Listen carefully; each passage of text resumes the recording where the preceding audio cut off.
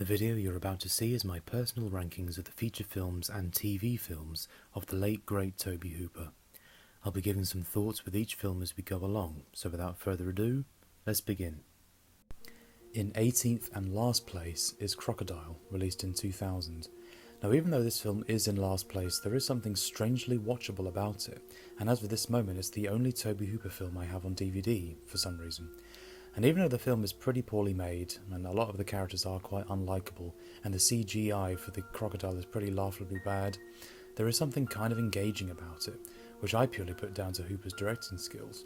And when all is said and done, the film does exactly what it says on the tin. It's a group of young adults getting picked off one by a massive crocodile. What more do you want? In 17th place is The Toolbox Murders, released in 2004, a remake of the 1978 film of the same name. What drew me to want to watch this is the fact that it's the only other film Sheri Moon Zombie has appeared in that's not directed by her husband and collaborator Rob Zombie. But although it was initially interesting seeing her work with another director, I was left once again very underwhelmed by her performance, something that I continually feel with her performances as the years go on.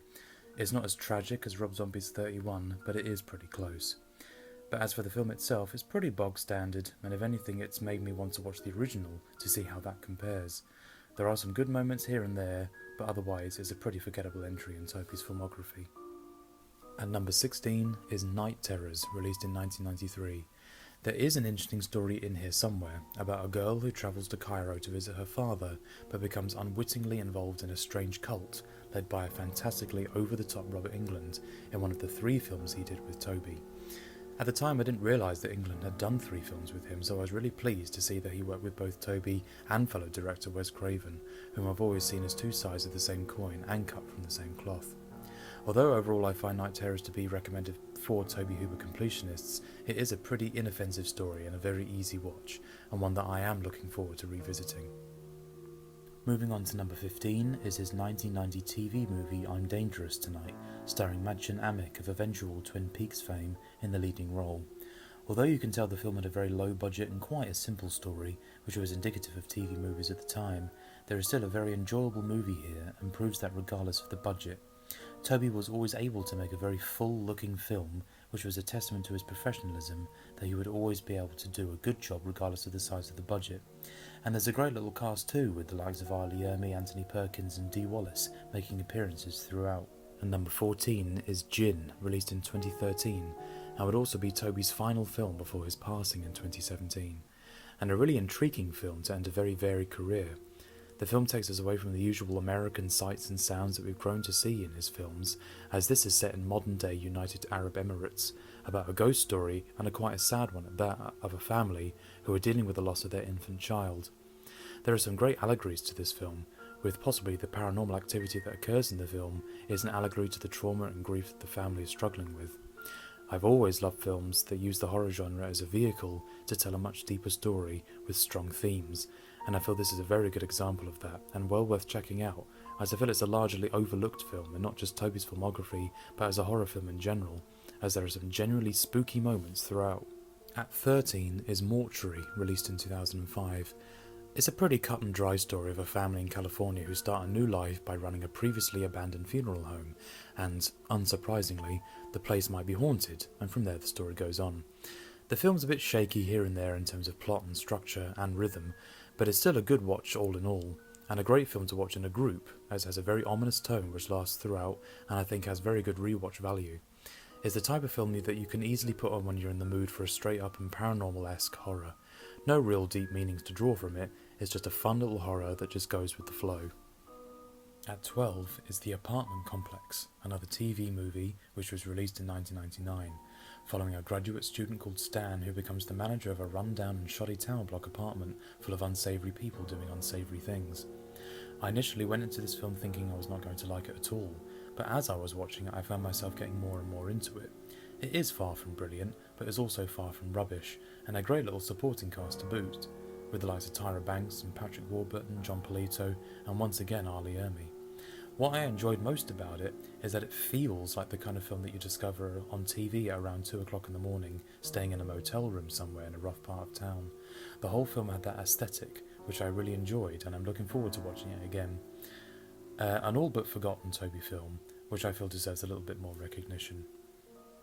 At number 11, it's right back to the very beginning of Tobe's directing career, with his debut feature Eggshells, released in 1969. Although there's no real plot and no real story here, but I feel that doesn't matter at all, as it's one of those films you experience more than you watch. I've always loved the 1960s aesthetic in films, but to have a brilliant 60s aesthetic in a film that was made in the 1960s is even better. Because of that, it has everything you could want: a great soundtrack, interesting characters, and interesting settings and scenarios. It's a proper hippie film and a fascinating insight to the beginning of a great director's career, and one that will stay in your mind for a long while after finishing.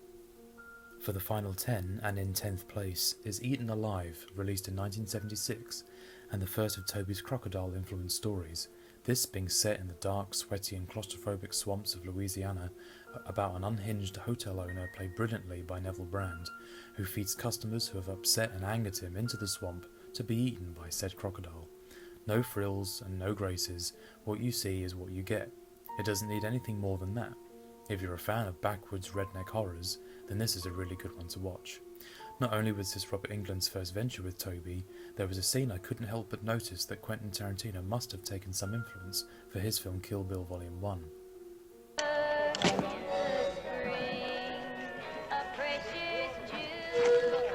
Name's Buck. I'm raring to fuck. My name is Buck, and I'm here to fuck. Now, Tarantino has never fully answered if this was the case, but I think it's pretty clear, and I think it's great that Tarantino took influence from Tobe. In 9th place is The Mangler, released in 1995, and this was a very enjoyable film. I always figured by the title that it would be just another over-the-top splatter horror, which I'm not saying that it isn't, but I feel there is some deeper meanings to the film. There are definite allegories throughout, presenting the idea that if we let the machines that keep us alive malfunction, we will all suffer as a result. Machines need us and we need them. A great commentary also on how unfairly lower income workers are treated and how they do not get the respect that they deserve, as they are what keep the country running. Another crazy performance from Robert Englund. He really outdid himself with this one, going to the extreme in some places. A really solid yet overlooked film from Tobe, and a cool performance from Ted Levine. I highly recommend this one. 8th is Spontaneous Combustion, released in 1996, about a man whose parents were used in an atomic weapons experiment, so therefore begin to affect him as he grows older.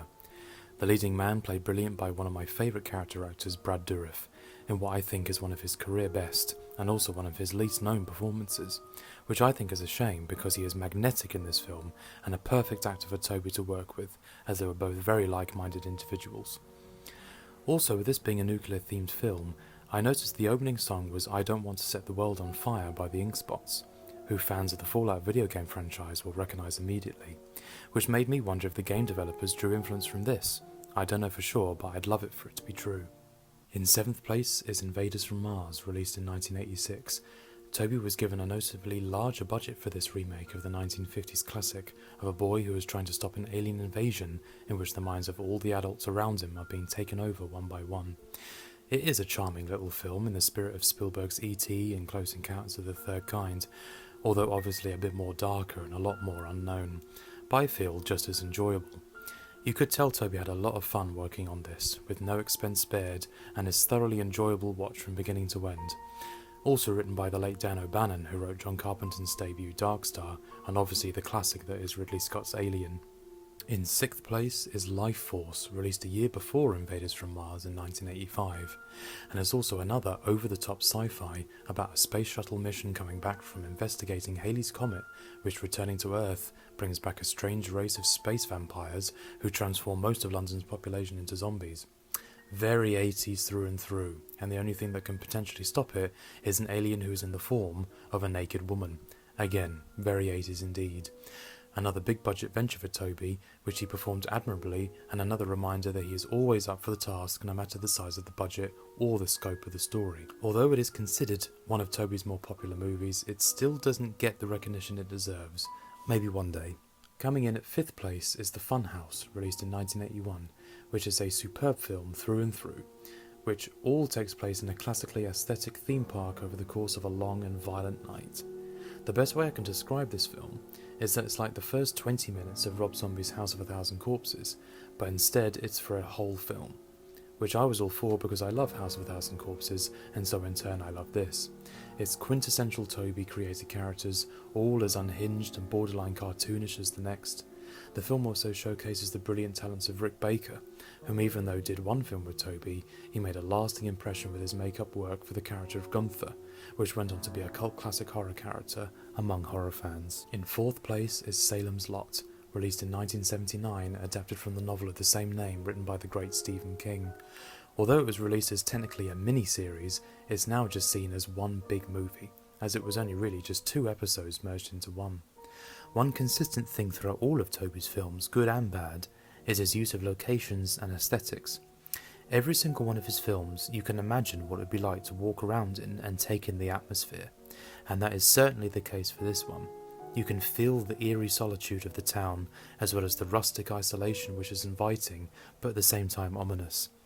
Genuinely creepy moments in the film too, in particular the boy hovering outside the window, which is very unnerving now, let alone in 1979.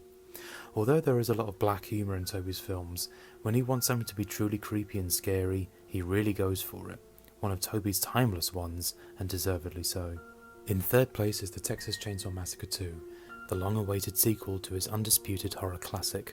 Coming back to the director's chair released in 1986, 12 years after the original, he made the decision to not just do what we've already seen in the first. We return to the horror community beloved Sawyer clan, but this time in a different location entirely, as we see they are hiding from the law. Going from backwoods Texas to an abandoned theme park, Tobe cranks this film to 11 with non-stop calamity from beginning to end. I get the impression if Tobe is going to do a sequel to his own film, he might as well just run with it instead of treading the same ground with the likes of Halloween 2 and Friday the 13th Part 2, which are essentially continuations. Great films, of course, but I liked how Tobe used the fact that there's been a 12-year gap to justify the change in location and tone. Finally, in second place is the 1982 gem Poltergeist, the first and unfortunately only collaboration between Tobe and master filmmaker Steven Spielberg, who wrote the film and personally chose Tobe to direct it after he had to turn down directing E.T.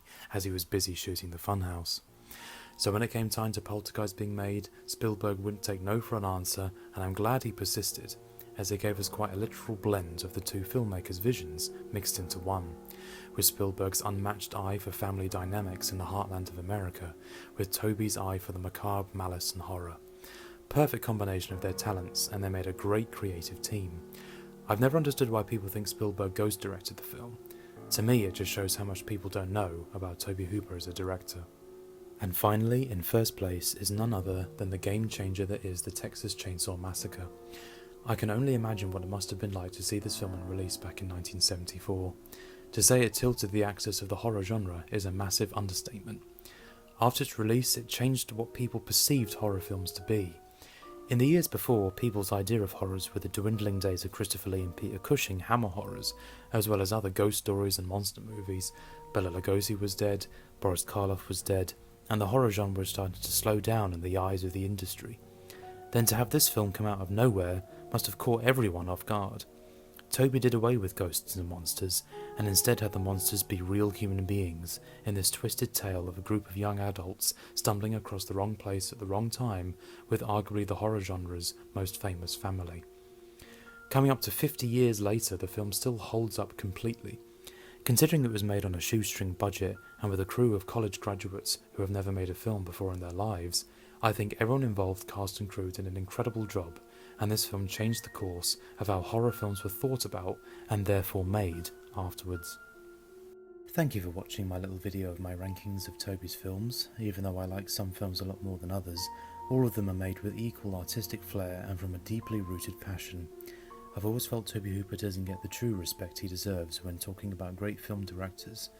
I'm hoping this will change as the years go on, as I feel he is just as authentic and professionally driven as any other auteur, as well as the fact he is responsible for changing the way we see horror films, and therefore how they are made, which is no small undertaking.